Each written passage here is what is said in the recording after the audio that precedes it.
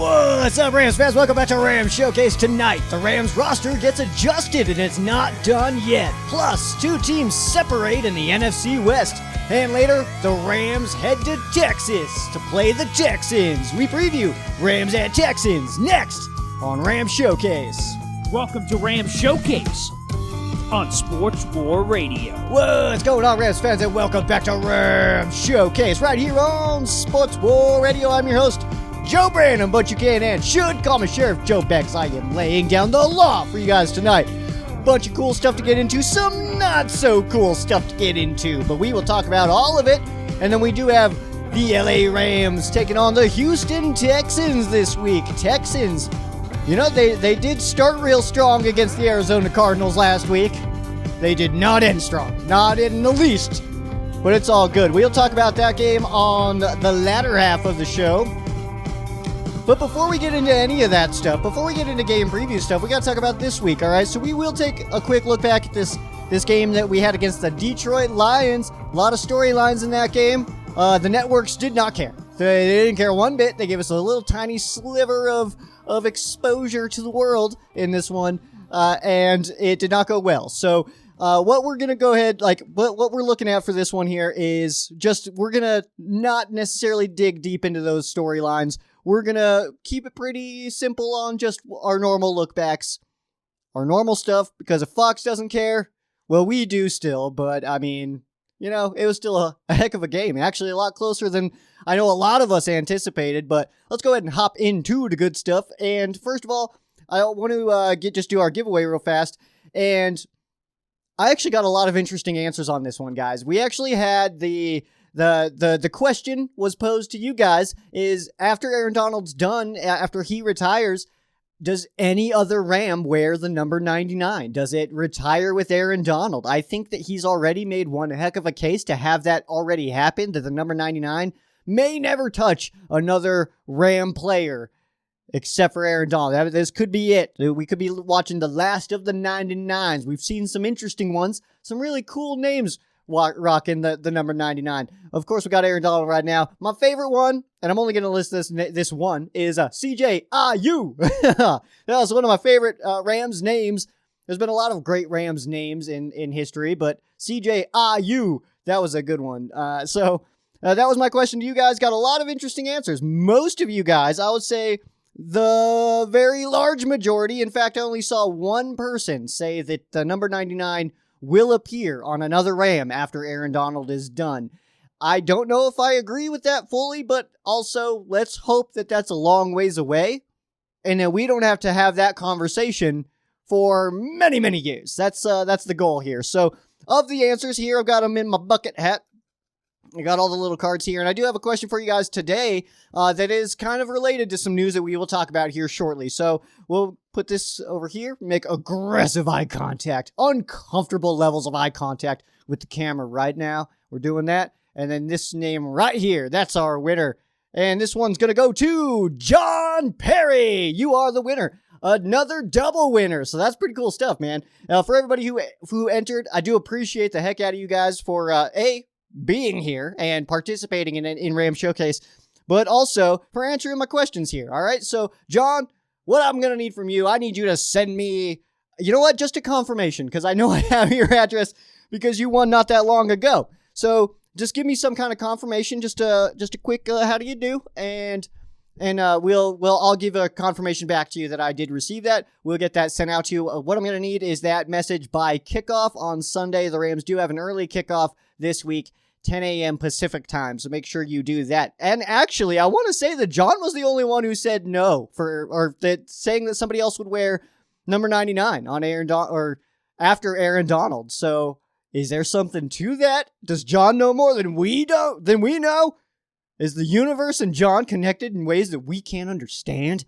I don't know. But for this next one, guys, and the quick rules again, if you guys do drop your answer to this question, then you're giving me permission to use your name and or photos on the next episode of Ram Showcase. You guys may have noticed I've not done photos yet, but if you guys actually, because I know that when Josh sends that stuff out to you guys, Josh from Sean's Customs, then if you guys want to send me a photo of your stuff, you like holding up your stuff, throwing up the horns or something like that, please do that as well, because I like to be able to know what's happening out there. You know, I don't want to just like give it away and then just like, oh, okay, it's gone. Never have to worry about that again. Like I want to participate, guys. I want to do the whole thing, and I want to see what you guys are getting. I have no idea what you guys are getting. I have no clue what he sends to you guys. I hope it's awesome. I'm sure it is, though. Josh is super cool. Let's see. I'm just checking out the distribution map. I haven't even sent it yet.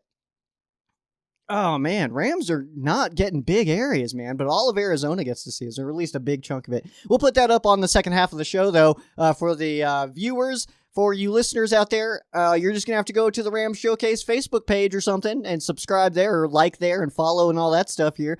But if you guys are on the YouTube channel, you guys can subscribe here and like here as well. Or you can dislike, whatever's more honest for you. I want the honest answer. If you like what you see, like it. If you dislike what you see, dislike it. That's fine. And then comment below and tell me what's up. And then we can have a conversation or something and talk about the Rams and all that stuff. But make sure you guys subscribe on YouTube. That is where the magic happens. That's where the coolest stuff of Ram Showcase does happen. But you can catch Ram Showcase in a whole bunch of different places, all over the place. If you search Ram Showcase, I guarantee you can find it. But RamblingFan.com is an easy spot for you guys to check out an episode of Ram Showcase. And I'll be honest with you guys, Ram Showcase is pretty new to the Rambling Fan family. The Ramblin' family. And already I've seen some massive boosts in numbers and stuff like that. So chances are, if you guys are listening to my voice right now, then you guys might be on Ramblin' Fan. So that's good stuff. But this week, guys, for the giveaway, we're just going to do a quick one. Based on the trade that we saw happen this week from the LA Rams sending linebacker Kenny Young to the Denver Broncos, I wanted to ask this, and I don't know if this is a too negative of a question or not, but I wanted to ask you guys, if there was one player that you're like 100% okay with the Rams shipping off somewhere, who is that player? Because I doubt that if I would have asked this last week that anybody would have said Kenny Young. So I'm really curious to hear what you guys have to say about what player you think, like if you heard that player got traded, you'd be like, oh, finally. That kind of player. I want that player. I want to know that too, because I always ask you guys, what's your favorite this? What's your favorite that? I want to know your least. I'm just a little curious, I guess. I'm not trying to be negative or anything like that. I'm just a little bit curious to see what players you guys kind of pick out as like, we could definitely do without this guy. I don't think this guy does a good job. If he got traded, that'd be fine. I want to know those names. All right, so drop that below by answering. You are giving me permission to use your name and or photos on the next episode of Ram Showcase that will appear next week. And we're actually going to be into November now, or Jovember, as I like to call it, but that's irrelevant. But we still got October to wrap up here. We got the game on Halloween, and that's pretty awesome stuff. We can do the whole Rams thing, and then we're an early game, and that's actually a benefit this week. Unless you're partying on Saturday night, then it's an anti-benefit to you guys. But then you can go out, and I'm going to put on my hot dog suit and bounce out, and do some cool stuff, hopefully. That's the plan. My cat has a matching hot dog costume as well. But, all right, let's get into the good stuff here. The Rams traded linebacker Kenny Young to the Denver Broncos. Not only did they send Kenny Young to the Denver Broncos, they basically were like, whatever you guys want to give back is fine. It's whatever. Kenny Young was definitely the Rams' best inside linebacker, so I was very surprised to see this news, especially the day after we saw one of the worst performances by one of Kenny Young's teammates that I've seen all season. And that was from linebacker Troy Reeder, who was absolutely getting smoked all day long. Troy Reeder was getting smoked. I'm sitting there like, I don't get too amped up on players and how they're doing bad, how they're doing poorly, anything like that, or how they're doing well.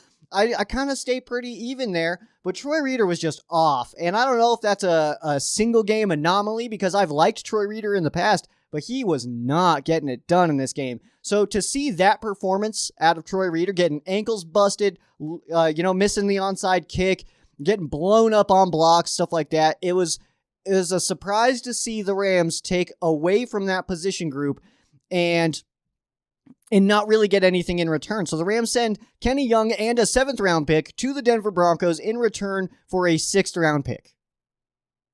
That is all the details. That is it right there. So on the surface, I'm not a fan of this trade at all, because at this time, I don't fully understand it. And we are expecting that there's going to be a corresponding move to this and possibly a trade. I do have a lot of fan quesos about trades, so make sure you guys stay tuned into that.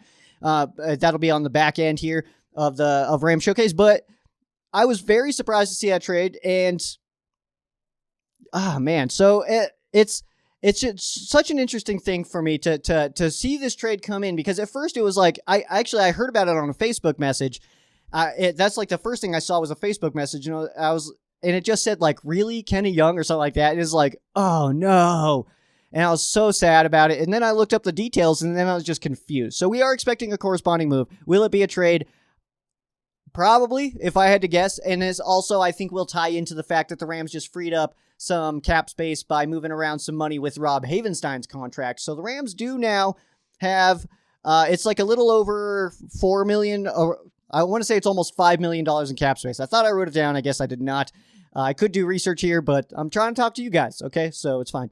And ultimately, guys, this one here, I think that this trade, day one, immediate, Kenny Young leaves, I think that makes the Rams a worse team. Immediately. Not by a lot. Like, I don't think that Kenny Young's worth like 2-3 wins or anything like that, but he's definitely worth some big plays. And he had a big 4th down stop against the Detroit Lions. And then the very next day, it's like, we can do without him. Even though Troy Reeder did not play well. What I would have liked to see in this one, to be completely honest with you guys, what I would have loved to see as part of this trade, and there's conversations about the Denver Broncos potentially being willing to move on from cornerback Kyle Fuller. And the Rams could use some help in the secondary right now. On defense, in general, the Rams could use some help. So if we could have packaged in something like, because what the deal was Kenny Young, a 7th, to Denver in return for a 6th. If we could have packaged something together like Kenny Young in a 4 or a 5 for Kyle Fuller, and then maybe a 6 or 7 from them coming back, and so you get players and picks involved in that trade, I at least would have understood it, okay? But we don't know it yet, but you also got to think that let's make a deal Snead has got to be cooking up something, right? The trade deadline comes up on November 2nd, which is Tuesday of next week after this Houston Texans game. It's going to be Tuesday, and that usually falls at about 1 o'clock p.m. Pacific time. So you can bet your butt cheeks that I'll be keeping a close eye on this. I'm honestly hoping that a move comes before this game happens, but it could leak into the Monday, Tuesday timeframe next week. But it does feel imminent that a move is coming. McVay did admit that this move was financially driven. He said that in the McVay show. So he did admit that it was a financially driven move. And then you tie that in with the Rob Havenstein restructure, and it just makes perfect sense that something's coming. The Rams are eyeballing somebody right now, but where would that position group be? Because that is what confuses me right now. Could it be running back? Very possible. We got some news on that here that we'll talk about in a second as well. But could it be running back? Maybe. That would kind of make sense. The Rams run game is not necessarily getting going, but also we got to give it tries. You know what I mean? We got to give the attempts to get it going, because when we're running the ball 14, 15 times a game, it's hard to get any kind of rhythm going, especially when you're doing 2 backs. And then on the defensive side, I don't think any other position except for linebacker would be one that we would need to go for. And we just traded, in my opinion, our best inside linebacker. We just traded him away for basically nothing. We basically called up the Denver Broncos, like, yo, y'all want Kenny Young? They were like, yeah, what do you want for him? Yeah, whatever. Whatever you guys want to give up. We'll give you Young and a 7. You guys figure out the rest. A 6? Fine. That's fine. So I don't get it. I personally do not get it, but I do imagine that there is a corresponding move coming. And then I'm sure next week I'll be like, I get it now. I get it. That's what let's make a deal Snead was doing. Because that's going to be my voice next week. I'm going to chain smoke cigarettes, I guess. I'm not a smoker, but I'm going to chain smoke cigarettes. And that's going to be my voice next week. Sean McVay. Yeah. Next up, we got running back Cam Akers. Could return per McVay. Speaking of McVay, he was in the McVay show, and JB Long had brought it up that, Cam Akers had been doing some workouts, and he asked basically, is it out of the possibilities that Cam Akers could make a return? And Sean McVay said no. He said no, it is not out of the possibilities. Now, that comment alone got twisted pretty dramatically by other places, and basically, some people took that comment as Cam Akers 100% coming back, bank it. which I just don't think is what was said. It's very possible that Cam Akers could make his return to the football field this season, especially if the Rams make the playoffs. It looks like that would be more of the timeline on when Cam Akers could return. But by no means is he saying for sure Cam Akers is back, because you also got to think that Cam Akers now is in his second year, has not had a training camp in his NFL career. He would have missed the entire season, and then when he comes back, you just think we're going to give him 20 carries a game or something? No, he's going to get like 4. It's going to be fine. Like, it's not going to be a big deal. And so for him coming back, yes, that's awesome, but that first game or two that he would get back on the football field, we'd probably use him pretty sparingly, and it'd probably still be Hendo. And if that gets to the postseason, and the NFC is stacked. I mean, what is it? The 6 best teams in the NFL are all in the NFC. So I don't know if that's going to be something that we actually is going. I'll put it this way. I don't know if it's going to be high impact or not. But right now, I would anticipate Cam Akers returning, if he does return, not being that high of an impact unless the Rams go very deep into the postseason. And then maybe he's actually got a couple games under his belt. Rams playing at SoFi Stadium in February for that Super Bowl. Maybe he gets going in that one if he's already had some games under his belt. But I do think that you got to kind of consider that that Cam Akers is not going to be like good to. He's not going to be. I mean, he's going to be fresh, but he's not going to be like battle tested out there for the season, if that makes sense. So I'm not sure if it's going to be that big of a deal. We love Cam Akers. I'm super excited to see Cam Akers come back next year, and Jake Funk and Raymond Calais and everybody else that was hurt as running back next year. We had some battles going into next year for sure at the running back position, because you got to think Sony Michel's going to want to stick around too, right? I mean, but if Cam Akers, Raymond Calais, and all these guys are back, I mean, Jake Funk, is that going to be a thing? I mean, we got some movement there possibly. But if the season ended today, the Rams would be the 5 seed, so not close to a bye yet. I mean, we're 1 game off of the bye, but we're a 5 seed, so, you got to take what you can get. Just a quick one here is some practice squad additions for you guys. We added tight end Jared Pinkney to the practice squad, as well as cornerback Grant Haley. Grant Haley, that's a name I've said before, but I don't remember the context. I want to say he may have been on the practice squad at some point. I'm not sure. Don't quote me on that, actually. I just remember saying that name. I'm not sure exactly what forum that was in. I don't know if that was here, Ram Showcase, or if it was somewhere else. I use words a lot into microphones, so I'm not 100% sure what I say to everybody sometimes. So we're getting there. We're getting there. Just quick injury updates for you guys. Rams will be careful with left tackle Big Whit this week, as he is dealing with a little bit of a knee injury. Jordan Fuller, Robert Rochelle, Terrell Lewis, Sebastian Joseph Day are all dealing with minor injuries themselves, and likely will not be participating in practice today, which is Wednesday. We do not have an injury report as of time of recording, so I can't confirm that, but they are all expected to be ready come Sunday. Just wanted to change gears here a little bit before we take a look, before we go back at this Lions game, and I wanted to mention Sean McVay's comments on wide receiver Tutu Atwell, because I had stated in the NFC West Roundtable that if you guys have not watched, it's awesome. It's so much fun every single week. It's awesome. This week was on the AZ Sports Fan, so if you guys want to go check that out. And then next week, I believe the discussions are going in the way that it's going to be back on Rams Showcase, so you guys can watch it here next week. But what I said on there, this is, I think, preseason time, that of all the Rams draft selections, top to bottom, all the way down to Benny Sko, all right, all the way down, I said that Tutu Atwell has the biggest bust potential. A, because of his draft spot, like the place he was picked, which was second round. What was that, 61? I don't remember exactly his number, but he was picked in the second round. And I said that he has the highest draft bust potential, and that's A, because of where he was picked, and B, because of his personality. And that's not supposed to be a personal shot. I realize that there's no real way to get around that, but I also don't know Tutu personally. I'm sure if Tutu was sitting next to me, I'm sure we would have a great time and get along awesome. We'd become really good friends, probably best friends. But with Tutu Atwell, the way he talks in press conferences like that seems just a little too a little too laid back for me, I guess, in the sense that like I like my football players with just like laser focus. I like my football players like Aaron Donald, man, just focused in. This is their life. This is what they're doing. They're going to go out there and they're just going to just do everything they can to be the best that they possibly can. And I'm not saying that Tutu Atwell does not do that in his own time or off camera, but from what we can see, which is a very limited scope, and I hope that that comes across, and I'm not saying that, like, hey, Tutu is not a good person, because that's not what I'm saying at all.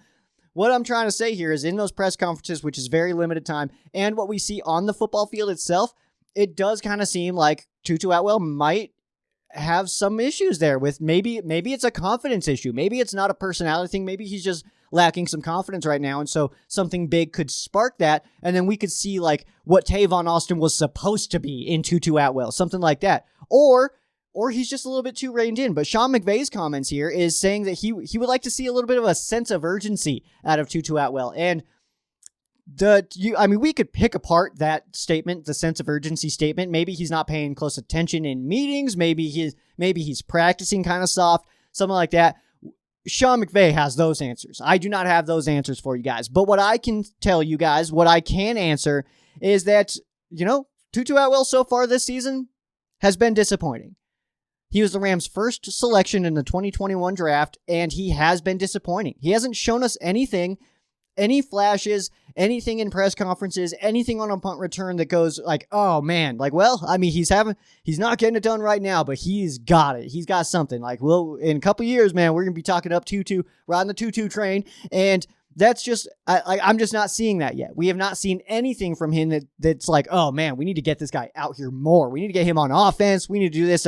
And honestly, I think Ben Skoranek, I think he needs to be on offense before Tutu Atwell at this point, because Tutu's he's just not getting it done. And I'm not going to throw around the B word on Tutu just yet, because, I mean, he's, 7 games into his NFL career, and I just don't think that that's fair to do. But we really do need to see some more from Tutu Atwell. But also, on the flip end of this, we're not going to hit on every single draft pick. It's not possible. And that would be insane if you hit on every single one of your draft picks.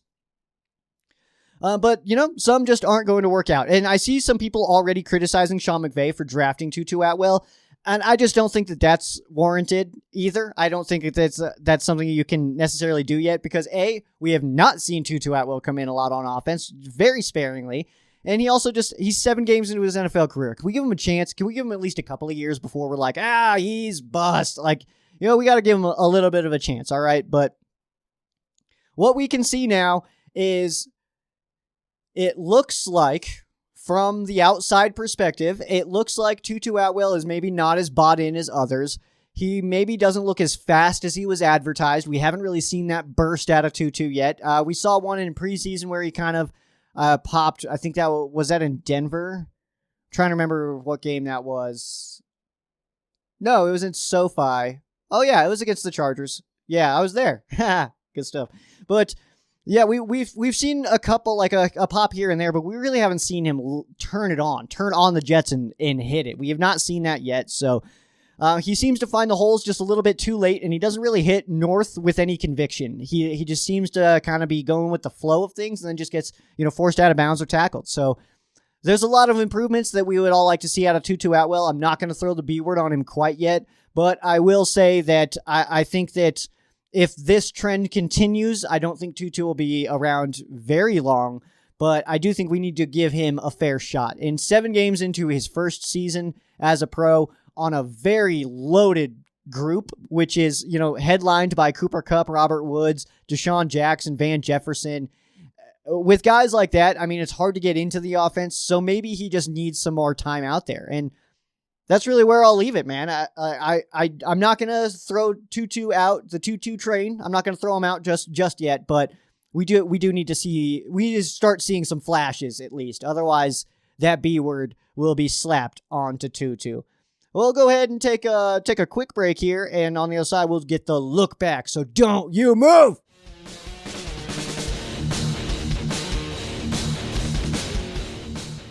So the LA Rams were able to defeat the Detroit Lions. The game was a lot closer than I know a lot of us anticipated, with a final score of 28-19. The Lions were up 13-3 after one, and they also were up by 16-17 going into the fourth quarter. So it was a little bit scary there for a minute. Maybe use high voice. It was a little bit scary, but the Rams did lead at halftime, so that streak continues for Sean McVay. It's kind of funny because and I usually don't like to bash commentators or anything like that. Like sports media guys, I usually got their backs, in most capacities, and it's very rare that I don't. But this crew, not awesome. I was a little bit surprised at some things, and I know that there's Lions fans out there that were saying that they thought, like Kurt Steele that came on to the show last week, he said that Lions fans felt like the crew was very pro-Rams. And I feel like the crew was extremely pro-Lions. Like, they were celebrating the Lions. And I remember there was one moment where Mark Sanchez, the Rams were on third down, converted the third down, and Mark Sanchez's voice, he had disappointment in his voice. Like, he wanted the Lions to stop the Rams so bad. And he's like, oh, they get the first. Like, it was like, excuse me? Like, that is not the tone we were searching for, Mark, and so I just thought that was a little interesting, but these, that crew was a little bit weak, and also they did put up a graphic saying that Sean McVay is 39-0 when leading at halftime, and that's actually not the case. He's up to 43 now, I believe, so, I mean, that streak is going pretty crazy, but the Fox broadcast last week, I mean, I had some nitpicks, I guess, but I also, I don't work there yet or anything, so I mean, I can't I can't be too picky, I guess, because if it's me making those mistakes, then there's something I could do about it, and I can improve. But I just hope that they saw that. I hope that they see some mistakes and keep moving forward. But the Jared Goff, he went 22 of 36, 268 yards, had one touchdown pass that was early on in the game on a screen, and then ended the game with 2 interceptions. The Lions were definitely stealing possessions from the Rams here. They came in, A, ready to play, and B, with some tricks up their sleeves. And they were working. Obviously the Lions start the game. They get that touchdown off Jared Goff's screen pass, and then they do an onside kick. Troy Reeder bats it up. It just doesn't play it very well, but I mean, he was also very surprised by it. So if you would have made that play, it would have been an amazing play, but he missed the play, and it's like, oh man, we just weren't ready for that. You know what I mean? So I don't like to, I know that I just said that Troy Reeder played very poorly last week, which he did, but that play in particular is not one that I look at of like, see, he did bad. Like no one expected the onside kick after the first touchdown. And then they also converted 2 punts, 2 fake punts, which is something that we do. That's us. That's our thing. I mean, obviously everybody does them, at least sometimes, but Lions stole some possessions, man, and they came in ready to play, but the Rams still won by 2 scores. So I think that just goes to show you how much better the Rams are than the Lions, and I know we anticipated a blowout, but I mean, all things considered, we kind of did blow them out. I mean, all things considered, you take away those possessions, you turn those fake punts into actual punts and give the Rams the football, or you take away that onside kick to start the game. I mean, we could be looking at a 24-7 first quarter if we don't see all that stuff right away, So they were definitely stealing some stuff, man, but let's give away a game badge. Boom! You see it on your screen. It is Cooper Kupp. Kupp is off to the best start for a wide receiver in a season in the Super Bowl era. He is on fire. Absolute fuego coming off of Cooper Kupp. He's going to need to ice them shoes, ice them hands, because it's all hot right now, because he is unstoppable. In this game, he had 10 catches on 13 targets and 156 yards, 2 touchdowns. On the season, he's got 809 receiving yards, 9 touchdowns. Both of those numbers are leading the NFL. He is currently on pace for 1,964 yards. That's pretty incredible, if you guys ask me. The NFL record is 1,946. we need to kind of adjust based on it being an extra game this year. So if that game does get adjusted, he would be on pace for 1,849 for a 16-game season. That would end to get to 1871 would be third in a 16-game season. But that Calvin Johnson record, the 1,946, feels a little out of reach still, even though Cooper Kupp is absolutely lighting up some souls, man. But, that record could be there because we also did see some down games from Cooper Kupp. We saw, 50s or something like that against the Cardinals. So, Cooper Kupp, though, I could have given this to Matthew Stafford. I wanted to give it to Cooper Kupp because he is unreal right now. And we had a little bit of a conversation about Cooper Kupp in the NFC West Roundtable about, is he the best wide receiver in the NFL today? Statistically, obviously, yes. Is he, though, the best? If you have your pick of any wide receiver, who do you take? You take a Mike Evans, a Devontae Adams, DeAndre Hopkins, or Cooper Kupp. Those were kind of the names that I tossed out. And I'd be curious to hear your answers. So please drop them if you guys feel so inclined. Cooper Kupp is definitely all-around guy. He can play outside, he can play inside. He's extremely difficult to tackle. His route running is unbelievable. And I would say his route running is better than those other guys. Hands, maybe there's some other guys with some better hands. He's maybe those other, Mike Evans is just a monster, so he's huge. So there's some disadvantages that Cooper Kupp has, but I think his play is overcoming that kind of stuff. He is on pace for almost 22 touchdowns. 21.8 is his current average that he would get to. But Cooper Kupp's best season so far is in 2019, 1,161 yards and 10 touchdowns. So he just needs one touchdown to tie his career high. And then I'm going to do some math right now, not in my head because I'm bad at that. And we're going to do some math right now to see exactly what he would need to tie his season record, which is 352 yards to tie his season high at receiving yards. So Cooper Kupp, absolutely on fire. I think he's very deserving of the game badge. The guy that I could have given the game badge to, quarterback Matthew Stafford. He was on for the bulk of this game, for sure. It just felt like we weren't really getting the opportunities early, which, is true. We weren't getting the opportunities early. You see an onside kick, you see two fake punts. If those turn into Rams possessions, that's potentially, we'll go low end. We'll say that's 9 points. Well, I say low end because if you turn it into any points at all, that's good. So 9 points were left off the board, so that could have necessarily, if you do my math and how I'm doing it in my head right now of if the Rams were to just do the 3 each drive and no touchdowns, no punts, anything like that, that's an 18-point game for the Rams. So I think that this does qualify, I guess, as a beating, a butt beating, but Matthew Stafford had 28 of 41 on his completions, and then 334 yards, 3 touchdowns to 0 interceptions. Did also hit 300 career passing touchdowns. So congratulations to Matthew Stafford. He did not have a situation where, Cooper Kupp did not go and give away his 300 ball like we saw the Tampa Bay Buccaneers with the 600 ball and Mike Evans and Tom Brady. We didn't see that, so that's good news. And then Jalen Ramsey celebrated his 27th birthday on Sunday against the Detroit Lions and was able to step in front of a pass in the end zone to almost seal the game. It's emotionally kind of sealed it a little bit. After that pick happened, I kind of it was like a sigh of relief. It was like, oh, thank goodness we came up. But it was really good to see because at that time of the game, it was okay, we need our superstars to do something here. And right as I say that, Aaron Donald's just okay, get out of my way. And then goes after Jared Goff, gets right up in his face, and then Jalen Ramsey picks it off. And then on the flip side of that, on the offensive side of the football, we also had a situation where we saw that it was oh, we need a play. We need something to happen here. And Matthew Stafford hits Cooper Kupp deep. So Jalen Ramsey on his 27th birthday had a pick, which is really awesome stuff. So happy birthday to Jalen. Did end the day with 4 tackles and that interception. Let's head into the rest of the West real fast, what those other 3 dweebs are up to. And, every single NFC West team played at home last week. And I don't know if that means anything to you guys, but I just thought it was kind of interesting that everybody was at home.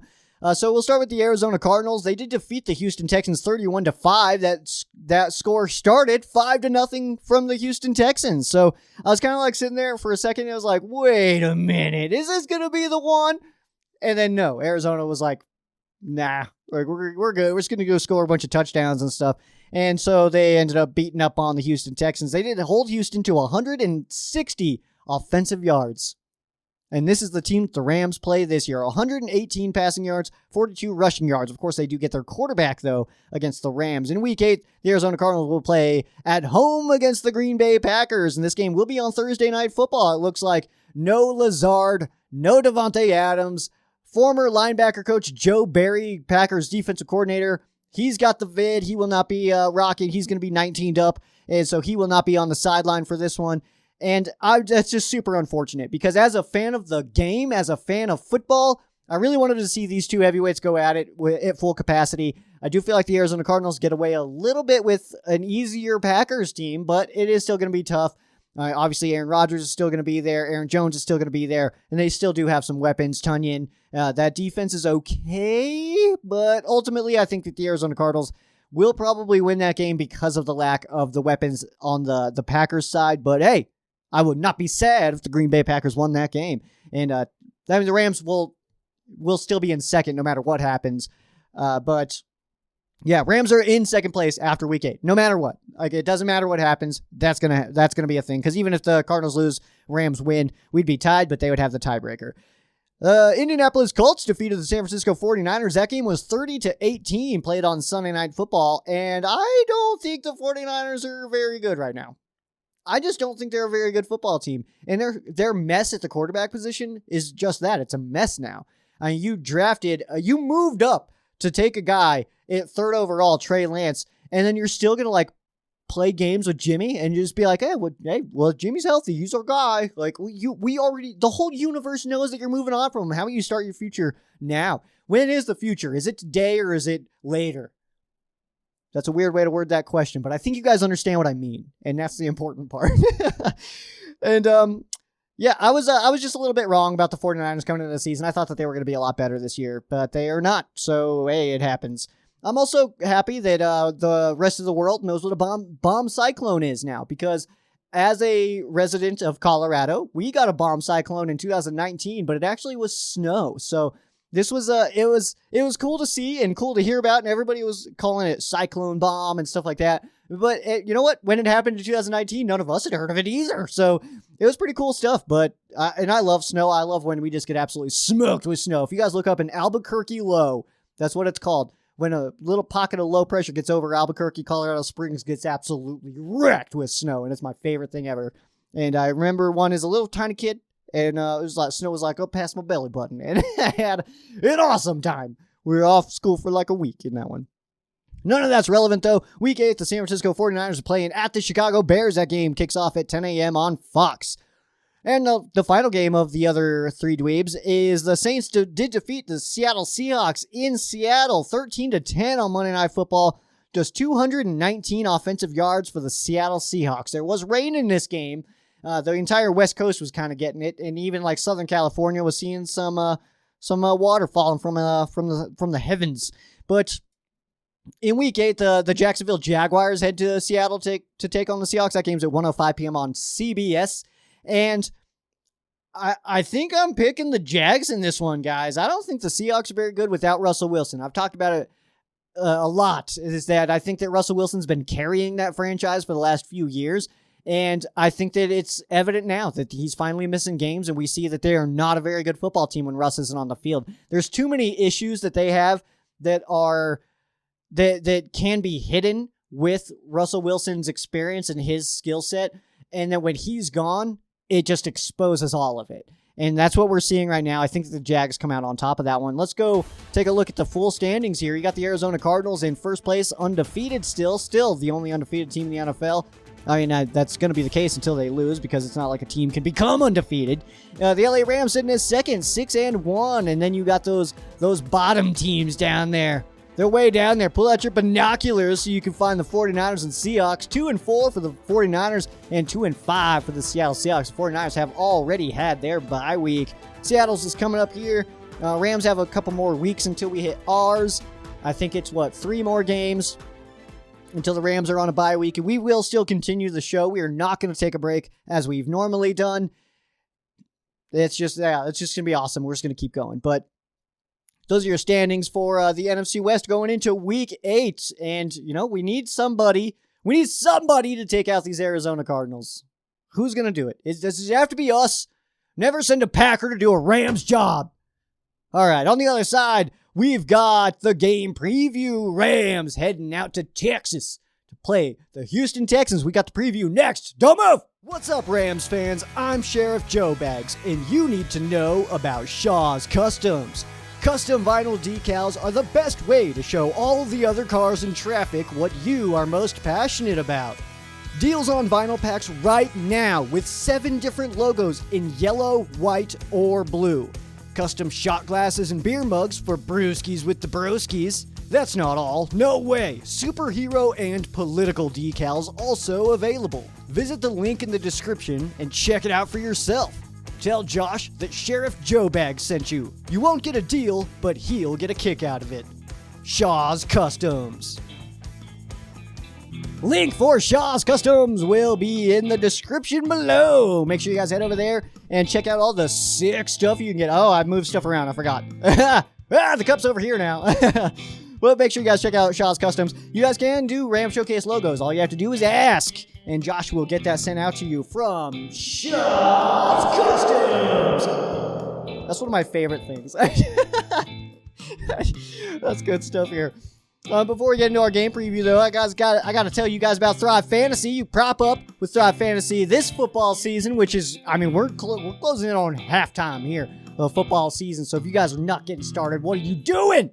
What are you doing over there? Thrive Fantasy is a daily fantasy sports and esports app for player props. You don't have to worry about any of the research. You ain't got to look for any of the sleepers. You focus on the top tier talent of the NFL. The guys who make the biggest impacts on every single game, every single week. You know the names. Cooper Kupp, Matthew Stafford. Ever heard of them?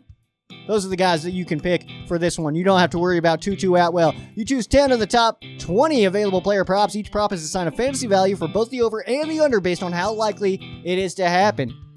You rack up those points, and then that's how you win, man. You rack up those points. You do better than other people. You understand the game better than other people. You get them points. Thrive has over 140,000 guaranteed prizes and has already paid over $4 million.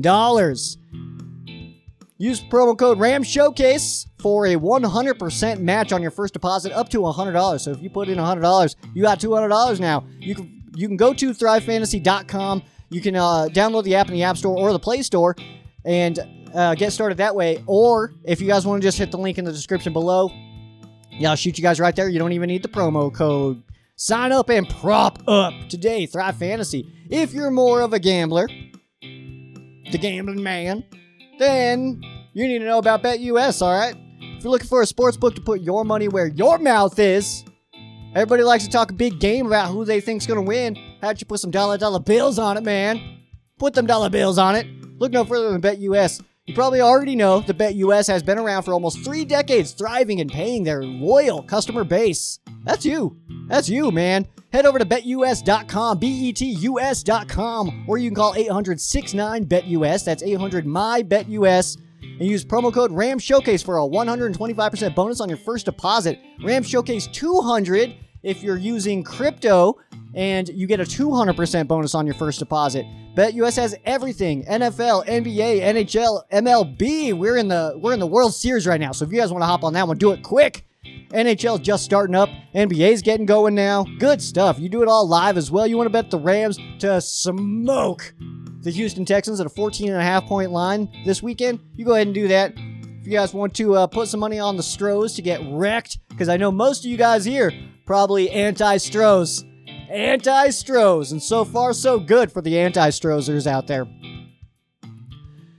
You can also check out the online casino games, which is awesome stuff. Casino games are awesome. That's one of my favorite things to participate in, actually. But you follow the lead of myself, Sheriff Joe Bags here. You get on your phone, go to betus.com, betus.com. You sign up with a sportsbook known for its longevity and integrity like I did. You bet, you win, you get paid with BetUS. Let's go ahead and get into our game preview, which is brought to you guys by BetUS. The LA Rams at 6-1 taking on the Houston Texans, who are 1-6. Flippy floppy on the records there. This game kicks off at 10 a.m. Pacific time on Fox. Chris Myers and Daryl Johnston will be on the call for you guys.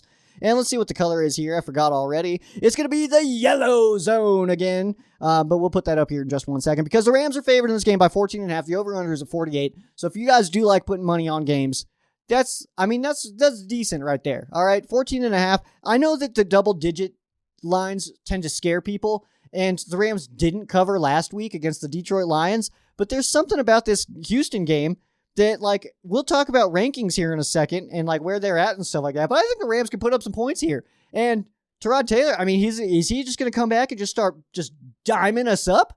I don't know. Okay, so I think that's a reasonable one here. But let's go ahead. Let's put up this distribution map for you guys. Bah! And what you're seeing here is going to be the yellow zone, like I had said. So all of Texas, which is a pretty large area, and then most of Arizona and Southern California will be looking at this game. These maps are subject to change, so if you guys are interested in looking it up yourself, 506sports.com is where I find these. And if you're in that red zone, like I'm sure the most of you guys are, that's actually Niners and Bears, unfortunately. So you guys are going to get some Niners into your face, and the rest of us, actually I'm in that zone too, but I go out for it. But we'll get the Rams and the Texans with Chris Myers and Daryl Johnston, which actually is a team, a commentary team that I am actually a big fan of. I like when they're calling the games. It's good stuff. Let's take a look at the history of this matchup. This is only the 5th meeting between these two teams. The Rams do lead the all-time series 3-1. The most recent game between these two came on November 12th of 2017. That was a 33-7 win for the Los Angeles Rams. This actually was the game that you guys might remember at the Coliseum where Robert Woods got that 94-yard touchdown pass from Jared Goff. And I don't know if you guys remember that play as vividly as I do, but Rob Havenstein held J.J. Watt so bad on that play that it definitely should not have counted, but it did, and so I'll take it. But yeah, that was a pretty exciting game. Rams were coming in pretty hot, and you know it was about this time of year, so we already knew that the Rams were a much improved team in that 2017 season, a season that the Rams ended up going to the playoffs, losing to the Falcons, unfortunately, but it was that year, and it was just like a very exciting thing. So this is the first year that we saw Sean McVay and his offense, and it worked out. 33-7 dub for the Rams. The first ever game between these two came on November 27th of 2005. And I love this game. It's one of my favorite Rams games of all time that I've ever watched.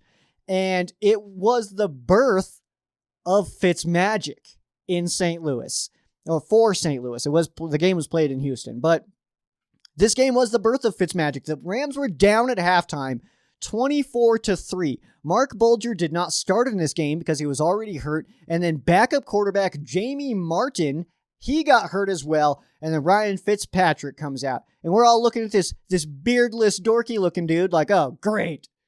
Rams not going to be able to pull this one off. 24-3 at halftime. It's not working out. And then Fitzmagic comes in and just starts lighting it up. Torrey Holt scored in the third quarter. Both Isaac Bruce and Steven Jackson, they both scored in the fourth quarter. And then Kevin Curtis, a 56-yard touchdown on a screen. I remember it. I can still picture it.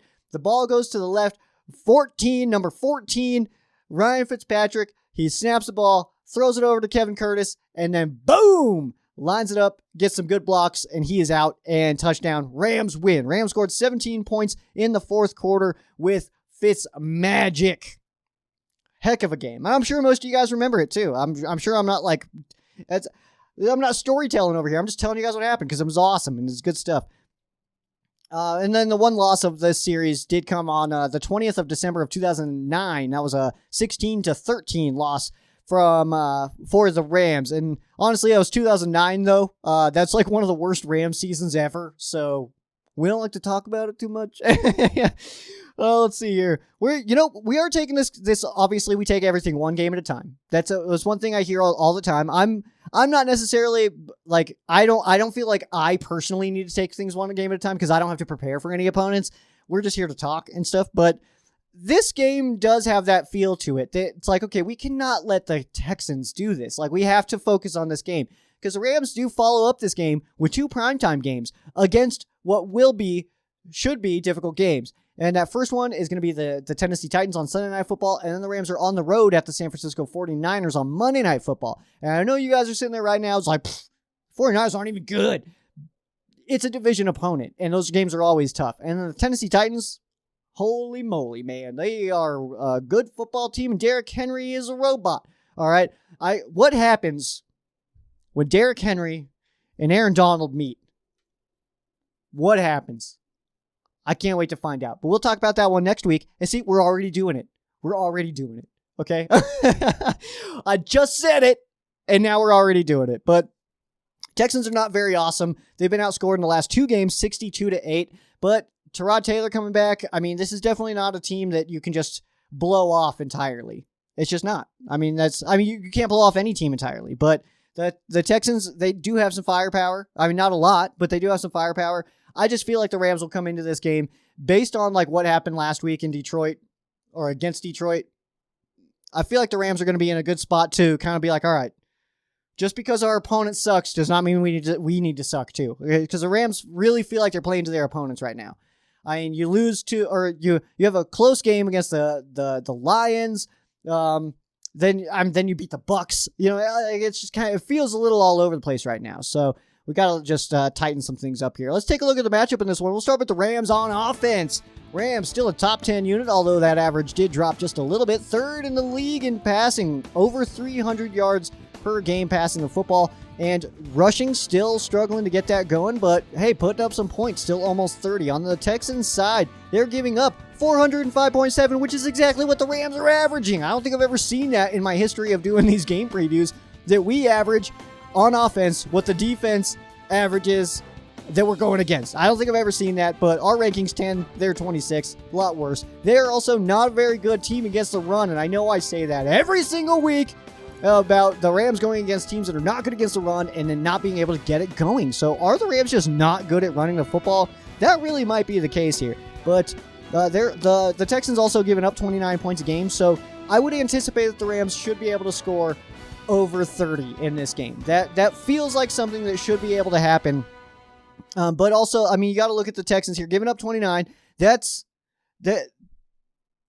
they're not a very good defense, okay? I'm trying to be as nice as I can about it, but it's difficult, okay? Because the Rams also, you know, with the way that Matthew Stafford's playing, the way that this wide receiver core is playing right now, Rams should be able to score. I mean, Rams should be able to put up points. And, you know, bringing in Buddy Howell at running back now, maybe we'll get to see him in rotation. Maybe we see a second half where we actually can get that run game going. Because as we saw last week, the Daryl Henderson production is much higher in the second half, and it's based on not just total numbers but averages as well.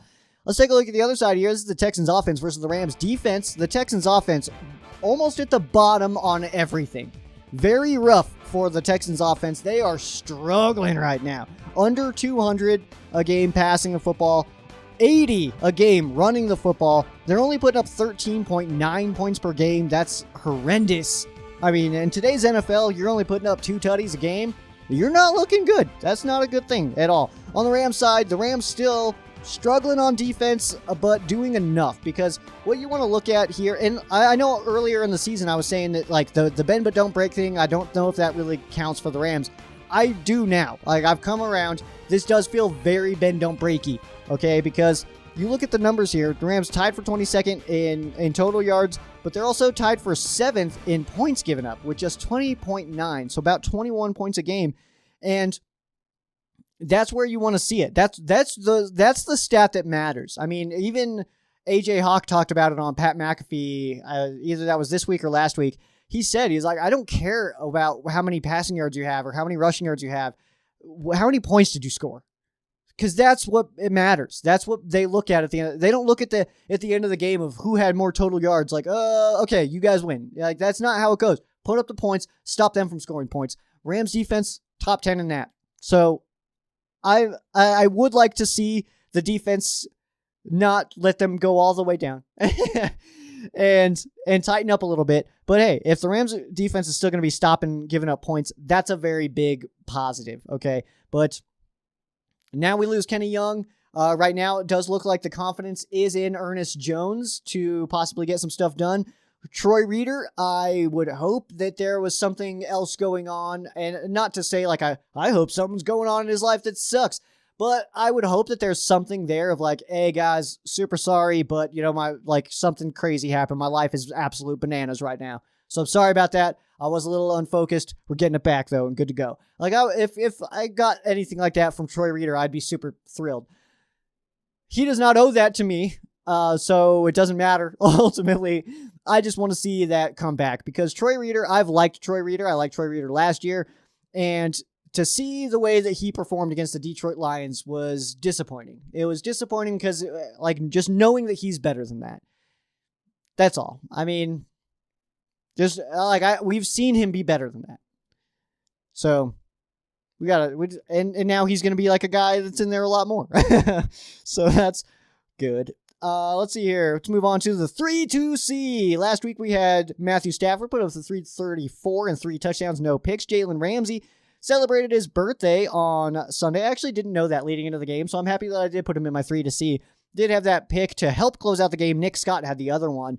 And defensive lineman Aaron Donald, he was responsible for the pressure leading to the Ramsey pick, but did not notch a tackle. Let's take a look at the ones this week at the Houston Texans. We're going to start with running back Daryl Henderson. He has to have a big game sometime, right? Eventually, that's going to happen, right? Right? It's got to happen at some point. I'm getting I don't want to say frustrated because I'm not, because the Rams are still winning games.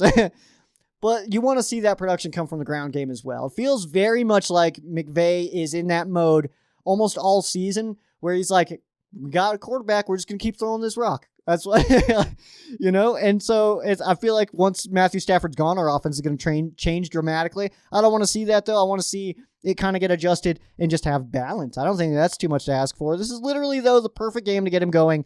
I say that every single week, but we need to get some momentum from the ground game in this game, in this 3-game stretch that we've had. The Giants, the Lions, and Texans. This 3-game stretch, this is a chance to try to gain some momentum, especially on the ground game. So I would like to see that happen, especially before we get into the real beef of the schedule that's coming up here soon with some division games, very tough opponents coming in. I mean, we got Packers coming up, we got Titans coming up, and then division games against the Seahawks, the 49ers. We got the Cardinals again, so the Ravens later on this season. So yeah, before we hit the real beef of the schedule, I'd really like to see the ground game get some consistency going. Next up, I've got linebacker Ernest Jones. Has not gotten a lot of playing time, but with Kenny Young being traded and Troy Reeder coming off of the worst games I've ever seen from a Rams linebacker, that's literally what I'm just reading right now. What I wrote on Monday. What I wrote. Jones could start getting some heavy use. The coaches really like this guy. They clearly like this guy quite a bit, and it's time to show it. We saw him green dotting in preseason. We saw him green dotting in training camp. So, hey, it's time. It's time for Ernest Jones. The Ernest Jones era has begun at linebacker for the LA Rams. And you know what? As much as I'm disappointed to see Kenny Young leave, and I really liked Kenny Young, I think he was our best inside linebacker so far this season. He's now a Denver Bronco. So I don't care anymore. And also, it's now Ernest Jones time, man. Players come and go. The Rams are forever. Kenny Young unfortunately left, but the Rams are still here. And somebody who is a Ram today that is going to be, on the football field on Sunday, hopefully cracking some skulls and crushing some souls, is going to be Ernest Jones. I've never said that line in my life. That is 100% sticking. Cracking some skulls and crushing some souls. That's sticking now forever. That's going to put that on my headstone, please. I don't know who needs to know that, but this is out to the world now. We'll all be immortalized as content, and that's how I want to be remembered, is by that line. But now it's the time, man. Now's the time. So Ernest Jones, it's Ernest Jones o'clock for the Rams, and it's time to do it. Cracking skulls and crushing souls. Wide receiver Cooper Kupp is also going to be on this list, and I'm going to be talking about Cooper Kupp as much as I possibly can because he is one of the better Rams right now. Even though we got Aaron Donald, he's crushing it on offense, absolutely doing amazing. Catching everything comes his way, or at least most of what comes his way. I can't say everything because he definitely has more targets than catches every game. But he's coming off of, he's off to a historic start. There's really no reason to think that won't continue as the season goes on. It's just going to be what teams take him out. Like we saw the Arizona Cardinals do it. The good news is there's other guys on this roster that can get it done. We've seen Van Jefferson off to a really hot start. We've seen Robert Woods be able to get it done. We know that Deshaun Jackson can light it up deep. So, Cooper Kupp, if he gets taken out, there are other weapons, but I don't think that there's really reason right now to say that Cooper Kupp is just like, he's like, oh, well, he's just going away. He's just going to like, somebody's going to take him out. She's going to end with like 1,000 yards, even though it's at 809 already. So I just don't see it happening. Here, we'll take just one quick second because I am going way over time here. We're going to get into our fan quesos, and this is going to be maybe one of my longest episodes ever, but I will kind of skip over some quesos that actually do ask similar questions. So we'll be right back with that. Don't go anywhere.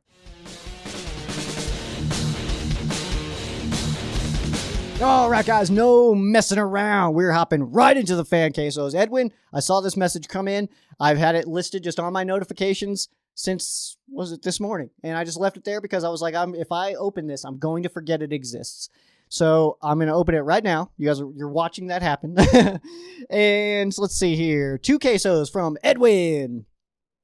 Thanks for being here, man. Thanks for asking. And dude, by the way, this is not like prepared or like, I don't really know what I'm going to say here, but it looks like you had such a sweet time at the game. And I'm super jealous because I wanted to be at every game and I can't because I live out here in Colorado. But man, the pictures that you were sending and stuff, you got killer seats. Don't think that there's a bad seat in the house. Looks like you and your fiance, man, had an awesome time. Super happy for you guys. That's awesome stuff. Let's get into the quesos here, though, is why aren't we using Deshaun Jackson more? Man, beats me. That's my legitimate answer to that question, is beats me.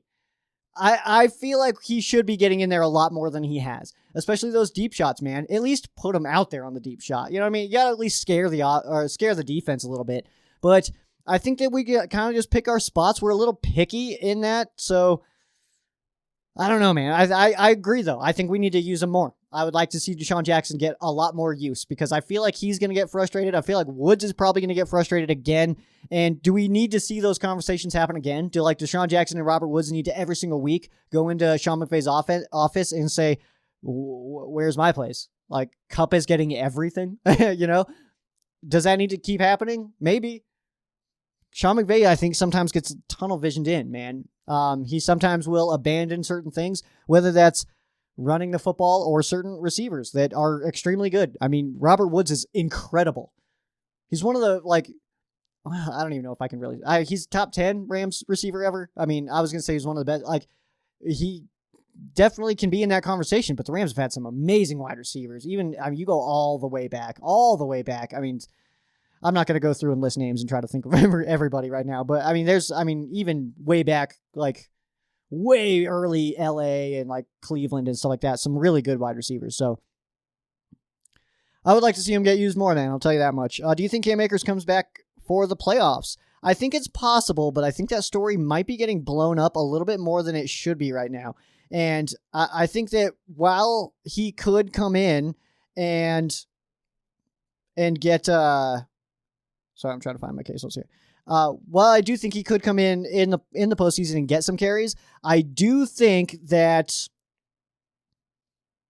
I just don't think it would be that big of an impact if he does. And next year, I'm excited for Cam Akers. This year, even with that news, I just don't know if I'm like, oh yeah, Ram Akers coming. Like, I just don't know if I'm there yet. Maybe I will later on, and maybe when we see, that his rehab is just doing amazing and he's super ready to play.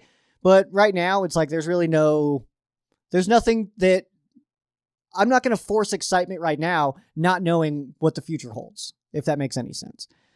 This one comes from Keith. Is Kyler Murray tall enough to ride the rides at Disney? I don't know.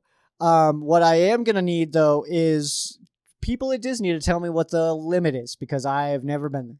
I haven't even been to it's not Six Flags anymore. It's the Elitch Gardens up in Denver. I haven't even been there in like a long time. I think I was like 13 last time I was there. I'm 30 now. So basically elderly, guys. Elderly Joe. Next one here is going to come from Jason from Des Moines, Iowa. Iowa, man. I know some Rams fans in Iowa. That's pretty cool. That's sweet that's like a represented area for the Rams. Besides bringing in a new player, is there a reason I'm not thinking as to why we would restructure Havenstein and basically cut Kenny Young? Yeah, it felt like a cut. Honestly, it did. But no, there's got to be some kind of plan. You don't do that unless you are planning something. And my brain automatically tries to decode stuff and tries to figure out, like, where do the Rams need to improve? What has Sean McVay been saying in press conferences about certain things and where they need to improve, certain people need to improve? And I'm just not getting anything, man. I'm really not sure. So I think that ultimately it is a situation where the Rams are going to bring in somebody, hopefully soon. And I'm not seeing any notifications right now on. I'm just double checking, because if I am doing an entire episode and the Rams just made like a huge move, I'm going to be real sad that I didn't talk about it. So let's go ahead and do our YouTube channel fan cases, and then this is it. We have some hilarious questions in here, by the way. What do you think we do with Noteboom, being that his contract expires at the end of the season? I'm not sure he returns. I do think that if he does return, it'd be a pretty team-friendly deal. His versatility that he does bring to the offensive line, he can play in 4 or 5 spots. Outside of center, he's a guy that we could plug and play. So that's a very good thing. His versatility is almost unmatched on this roster right now, but also that is a thing that we look for in offensive linemen. I do think he sticks around. I don't think it's very expensive to keep him. How much of an impact do you think the Rams, or do you think, I just say the Rams out of nowhere. How much of a player, whoa, I'm just going to take a second. We got this. All right. How much of an impact do you think players have when deciding if they should join the Rams when the Rams aren't letting them play through their contracts and getting traded all of a sudden? Do you think that no one is safe mentally, or do you think a no one is safe mentality the Rams have will negatively impact how players view the Rams? This is a conversation that me and Rams House had over text message, and I loved the topic immediately. We are going to talk about this. Me and Rams House will talk about this on Fan Media Network, which is something. It's a new show that I'm doing. FanMediaNetwork.com. Short shows, straight to the punch kind of thing. Get in, get out of there, fast and dirty kind of situation. And that we'll talk about this. Because I do want to have your conversation with this, Rams House, because your take on that, on the Rams' willingness to move on from people very fast, and how that could negatively impact somebody viewing the Rams who would maybe be a free agent or something. I think that's a very real thing that needs, like, a conversation that should happen between us. To give you my kind of side of it right now is I do think that could have an impact. I think that you could be seeing a player. It's like, well, I could go over to the Rams, but even if they sign me to a 5-year extension, I may only play 2 and then get shipped off to a team that sucks. You know, like, that's a very real thing that could be in players' minds. No one is safe. We extend Jared Goff, trade him. We extend Brandon Cooks, trade him. We extend Todd Gurley, cut him. Like, it's happened. We've seen it a lot, actually. And so is that going to be something that these players start to see and is like, don't take the contract extension serious? Or are the agents going to start seeing this and start asking for more guaranteed money? Not all this, like, where we can move stuff around, all that stuff. Like, no, we sign this deal, this amount gets paid here, this amount gets paid here, this amount gets paid here, guaranteed. I think that's what we're going to start to see. So it's a little bit of a cat and mouse game right now with the Rams front office and their contract situations, and what's going to be with these agents and the negotiations, because I really do think that that's kind of the course that'll happen, is agents will be asking for more guaranteed money or more money up front for their clients, because it is extremely possible that they just get traded after a couple years into their contract. It doesn't even have to hit halfway or anything. They're just moving on. We'll talk about that more, though. FanMediaNetwork.com. This one comes from AJ. What do you feel about our special teams? I think we were promised a more explosive performance that will. Oh, sorry, I got a notification here. That will leave teams on their toes. I think every game I hear the announcer say, "Remember, Hecker can throw it." I don't know if that's how they say it, but definitely think that we're missing out on something. Should we have dedicated punt and kick returners? Who should it be? Oh, that's a good part. I like that. Yeah, it kind of feels like the Rams special team's not nearly as explosive as it should be. And we had one fake so far, and it was called back on a bogus call, honestly, but whatever. Things happen. Can't blame refs. I still feel like we're like 2 or 3 years away from, as Rams fans, to be able to be like, the refs ruined that game for us, because everybody's response is like, really, did they? And I think that that's fair. So yeah, I think that the Rams punt and kick returners right now are, I don't know, man, because we saw Benny Sco down back there, man, but Benny looked slow as a kick returner. I did not like him back there. I don't like Tutu at punt returner. Deshaun Jackson, if we're not going to use him on offense on our deep threats, might as well just use him as our punt returner. And, our kicker's good. I like Matt Gay. I think he's doing fine.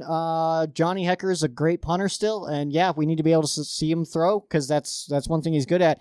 Should we have dedicated punt and kick returners, and who should they be? I think we should, but I don't know who they should be right now. No one is showing anything that's like, oh, man, this guy's exciting on kick returns. Like Raymond Calais. Like, he actually gave me that. Was like, oh, man, this could be good, actually. Like, watching him in preseason, I was like, Calais, what up? Like, but, I mean, I really don't know about that one, man. But, yeah, we were promised a lot more out of the special teams unit than we were actually receiving. What do you think a realistic trade for the Rams, if any? What do you think is a realistic trade for the Rams, if any? I do believe that there is a chance that the Rams trade for a corner, and I'm genuinely just not sure who. I think that a corner, or I don't know if safety is really one, because we also haven't seen Burgess play a lot, and Nick Scott I think is doing fine. So I don't know if we would go for a safety. Linebacker now is a position of my opinion's needs. I don't think that's how that's supposed to be worded, but you guys get it. Now I feel like we're weak at linebacker, losing Kenny Young, depending on how Ernest Jones does, because we haven't really seen a lot of him, but the coaches are very high on him. So I am excited to see him out there. But as of today, it's kind of like the wind was a little bit out of my sails on the defense, because it was like we were already struggling on that side of the football, and you're going to give away a guy who's been super productive. I realize he got ejected in a game. He got, like, emotions happened and whatever, but he's also been playing great ball. So I was really surprised at that. But, yeah, I don't know. I think a corner, I think somebody on defense. It has to be a defender, right? Our offense is fine. So I would say it has to be a defender. Next one here comes from Rams House as well. How big of an impact will Hollins have on this defense when he returns soon? Will he take over for Lewis entirely, or will we still see a good rotation? We always do a good rotation, so I do think that that'll happen. I think Hollins will come back as a starter, though, and that Terrell Lewis will be the guy that comes in to spell Hollins here and there. But I think that Hollins was playing good ball, and I'm excited to get him back, because he definitely makes us better.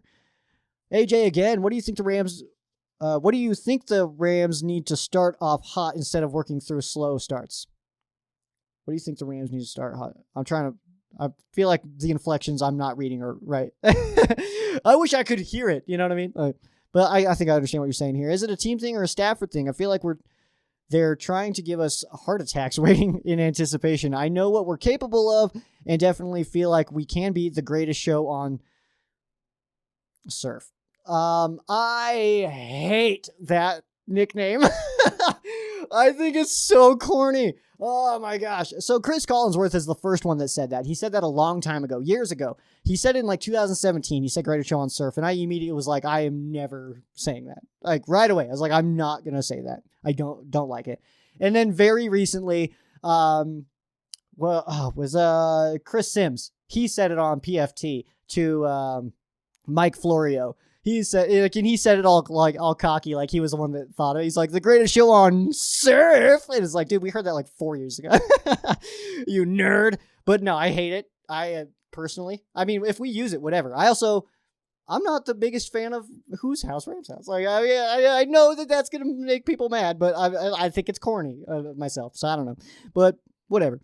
To answer your question, the Rams starting slow, I think, is to try to get a feel for the game and to try to get a feel for the opponent. What's unfortunate about that is when you do that, you have coaches like Dan Campbell who are going to come in and take a nibble off your kneecap and kind of surprise you early in the game. In a game where you have to now come back. We were down 13-3. You know what I mean? Like, in a game where you got to be like, okay, oh, crap. Like, we almost let this get away from us. Like, that's what's going to happen. You're going to get those coaches that are uber aggressive in the first quarter because we are soft in the first quarter. So yes, I would like to see that change. I think it's a coaching thing. I don't think it's a Stafford thing. We have seen Stafford be nervous in the first quarter of games, like against the Bucks.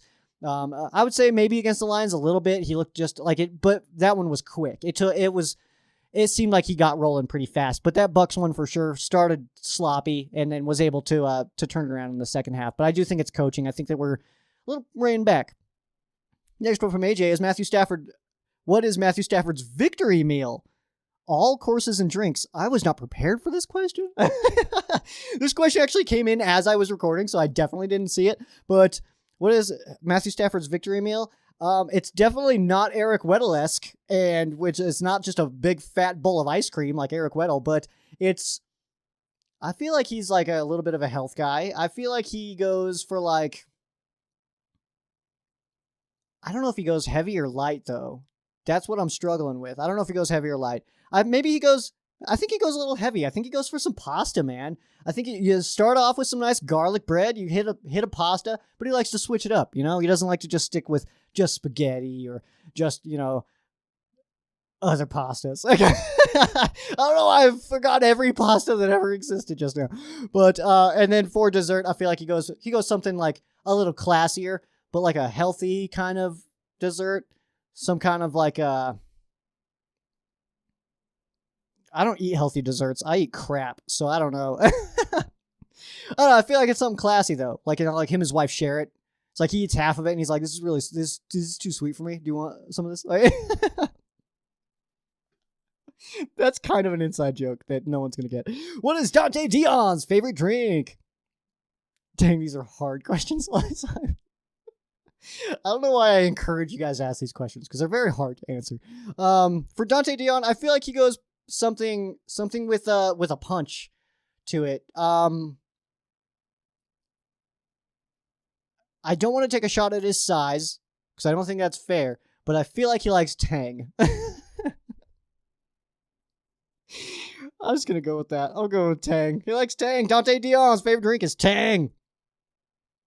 I don't even know last time I had Tang.